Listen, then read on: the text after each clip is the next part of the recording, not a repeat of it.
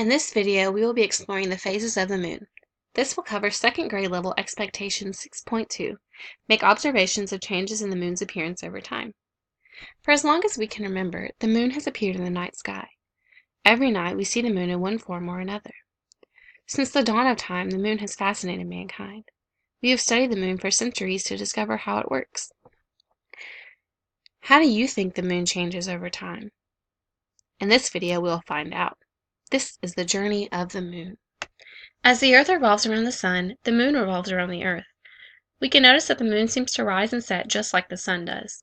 We can also notice that, unlike the sun, the moon seems to change.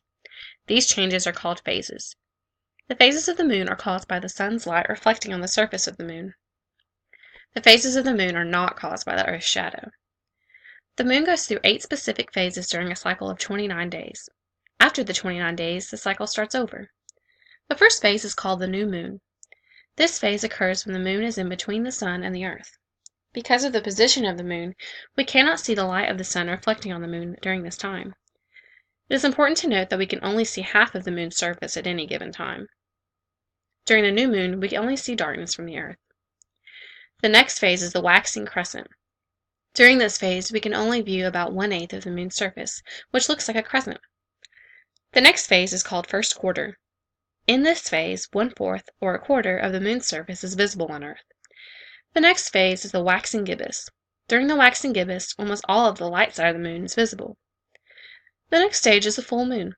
During the full moon, the entire half of the moon facing the Earth is visible on Earth. The next 4 phases of the moon are basically the same as the first 4, with changes to the names. The main difference is that while the surface visible on the moon seemed to grow for the first part, the second set of phases involves the surface of the moon diminishing. In fact, the word waxing means growing. The next set of phases is called waning, which means fading away. After the full moon, we see the waning gibbous, third quarter, and the waning crescent before we view the new moon once more.